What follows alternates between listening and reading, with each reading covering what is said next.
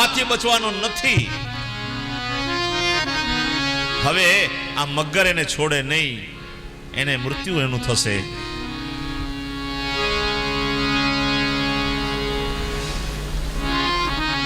હાથી ના મનમાં જે અભિમાન હતું,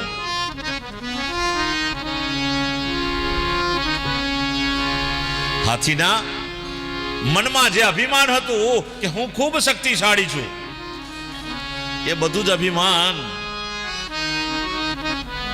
પાણીમાં ઉતરી ગયું. બાપ,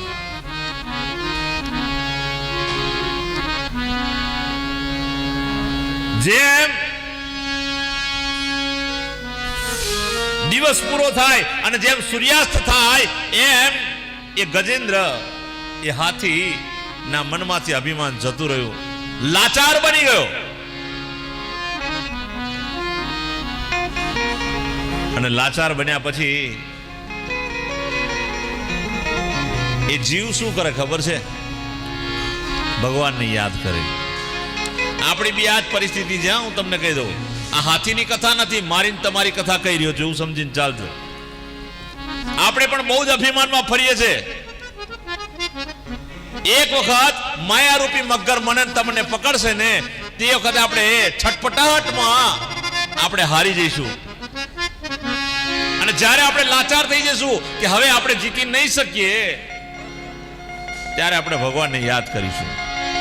नीर पीवन हेतु गयो सिंध के किनारे, नीर पीवन हेतु गयो सिंध के किनारे, सिंधु बीच बच न पाए कृष्ण को पुकारे, सिंधु बीच बच न पाए कृष्ण के सहारे, हे गोविंद हे गोपाल अब तो जीवन हारे, हे गोविंद हे गोपाल अब तो जीवन हारे, हे गोविंद राम चरण अब तो हम हारे.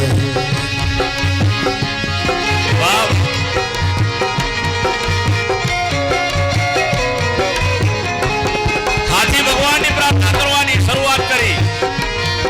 ભગવાનની પ્રાર્થના હાથી કરી રહ્યો છે અને હાથીનો પગ મગરના મુખમાં.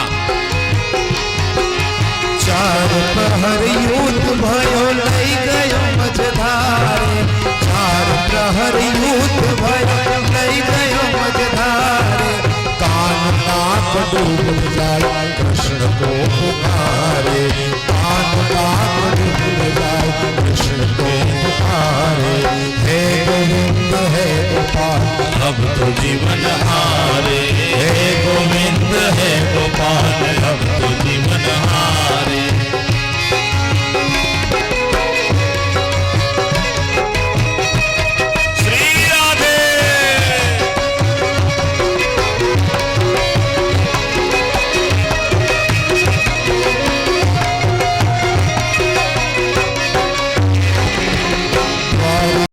शब्द भयो सोर भयो भारे, द्वारिका में शब्द भयो सोर भयो भारे, शंख चक्र गदा पद गरुड़ लई सिधारे, शंख चक्र गदा पद गरुड़ लई सिधारे, हे गोविंद हे गोपाल अब तो जीवन हारे, हे गोविंद हे गोपाल अब तो जीवन हारे, हे गोविंद हे गोपाल अब तो जीवन हारे, हे गोविंद हे गोपाल अब तो जीवन हारे.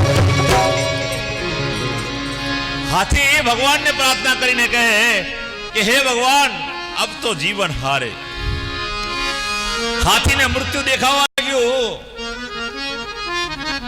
અને જ્યારે મૃત્યુ દેખાય ને ત્યારે લોકો ભગવાનને યાદ કરે. એ વાત જુદી છે. સંદીપભાઈ જેવા 10% લોકો છે કે વગર મૃત્યુએ ભગવાનને યાદ કરે. હે, એવા 10% લોકો છે.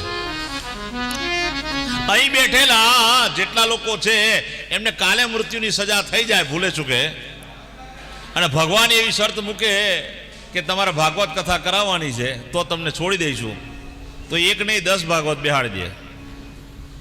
કારણ કે જીવ બચાય છે ને.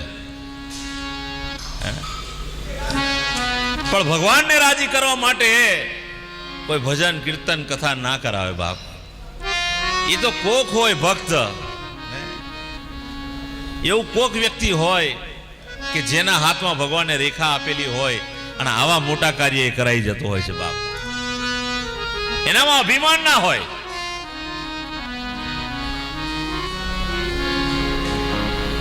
એનામાં અભિમાન ના હોય અને એની પરિસ્થિતિ ગજેન્દ્ર જેવી થાય નહીં, એ તમને કહી દો.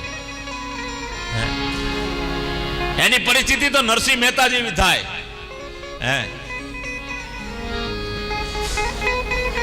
જેમ નરસિંહ મહેતા ના પિતાના શ્રાદ્ધમાં જેમ ભગવાન દોડીને આવ્યો ને, એવી રીતે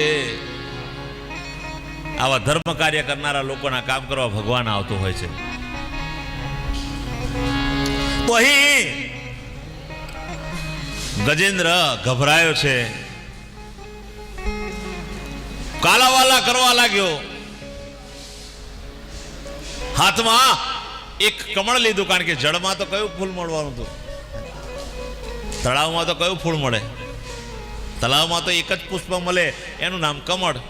અને કમળ એ દેવ પુષ્પ છે. ફૂલમાં જેટલા ફૂલ છે, ફૂલ જુદા જુદા હોય છે, તમને ખબર છે. મોગરો હોય ને ગુલાબ હોય, ગેંડાનું ફૂલ હોય, પણ એમાં માત્ર કમળ એક એવું ફૂલ છે કે જેને દેવ પુષ્પ કહેવામાં આવે છે. દેવોનું ફૂલ. કારણ કે રહે કાદવમાં, પાણીમાં રહે પણ એનાથી અલિપ્ત રહે.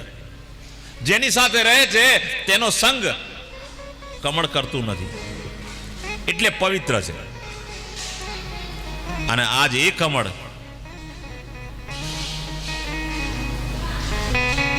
હાથીએ સૂંઢમાં લીધું છે અને ભગવાનને પુકારી રહ્યો છું કે હે નારાયણ, મને બચાવો,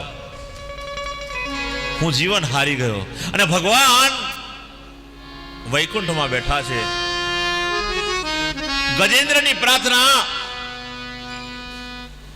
ભગવાન સુધી પહોંચી છે. ભગવાનને થયું કે લાય, હાથી પુકારે છે તો મારે જવું જોઈએ.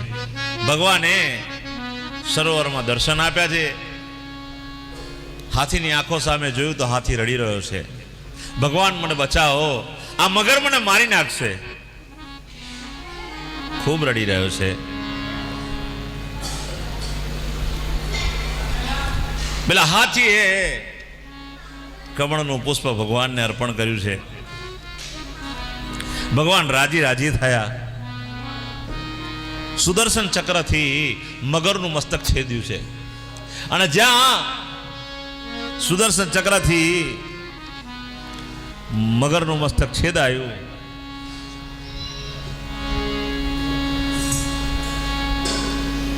જ્યાં ભગવાને સુદર્શન ચક્રથી મગરનું મસ્તક છેદ્યું ને, હાથીના પ્રાણ બચી ગયા છે.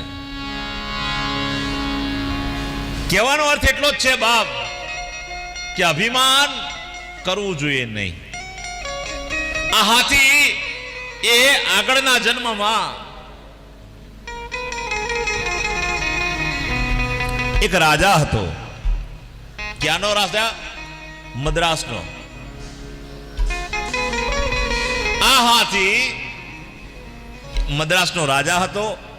એક વખત અગસ્ત ઋષિ એની સભામાં આવ્યા, પણ એ ઋષિને સન્માન આપવા માટે ઊભો ના થયો પોતાની રાજગાદી પરથી. અને જ્યારે રાજગાદી પરથી પેલો રાજા ઊભો ન થયો ત્યારે અગસ્ત ઋષિએ કીધું કે હાથીની જેમ તું આ ગાદી પર બેસી રહ્યો, મારા જેવો ઋષિ તારી સભામાં આવ્યો તે છતાં પણ તું ઊભો ના થયો. જા, હું તને શ્રાપ આપું છું કે આવતો જન્મ તારો હાથીનો જન્મ થાય. અને તે હવે બીજા જન્મની અંદર હાથી થઈને આવ્યો. અને આ જન્મની અંદર એનું અભિમાન ભગવાને ઉતારી દીધું. બાપ, મારો કહેવાનો અર્થ એટલો જ છે કે તમારી પાસે ગમે તેટલી સંપત્તિ હોય, ગમે તેટલો પૈસો હોય, ગમે તેટલી સત્તા હોય, પણ જો મનમાં અભિમાન લાયા